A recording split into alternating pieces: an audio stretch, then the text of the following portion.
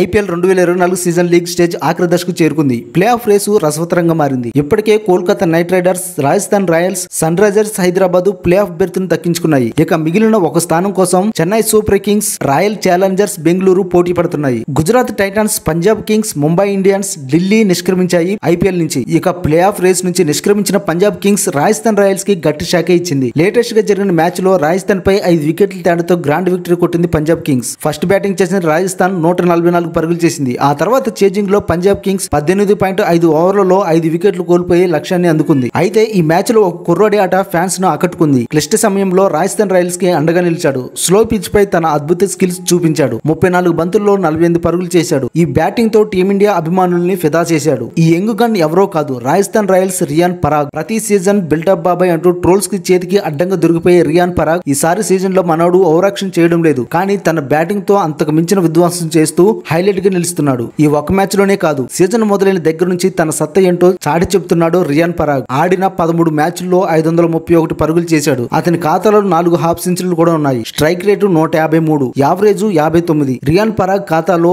38 4లు, 31 6లు ఉన్నాయి. ఈ అస్సాం కుర్రాడికి ఐపీఎల్ 2024 సీజన్ బెస్ట్ అని చెప్పవచ్చు. ఈ లెక్కలు చూసిన టీమిండియా అభిమానులు ఇలాంటోడు జట్టులో ఒక్కడు ఉండాలని కామెంట్లు పెడుతున్నారు. ఈ ప్రదర్శనతో వరల్డ్ కప్ జట్టులో ఉండాల్సిందని, కానీ బ్యాడ్ లక్ అంటూ కామెంట్లు పెడుతున్నారు. అయితే పరాగ్ ఎప్పుడు తన ఆటతో కంటే తన వింత చేష్టతోనే ఎక్కువగా వార్తలకు ఎక్కేవాడు. కానీ ఇప్పుడు ఆటతో కూడా అందరినీ ఆకట్టుకుంటున్నాడు ఈ అస్సాం కుర్రాడు. ఎన్నాళ్ళు ఈ కుర్రాడిని తప్పుగా అర్థం చేసుకున్నామని ఫ్యాన్స్ భావిస్తున్నారు. మరి ఈ రియాన్ పరాగ్ గురించి మీ అభిప్రాయం ఏంటో కామెంట్ బాక్స్ లో తెలియజేయండి. ఇలాంటి ఇన్ఫర్మేటివ్ వీడియోస్ కోసం మన ఛానల్ ని సబ్స్క్రైబ్ చేసి వీడియోని లైక్ చేయండి.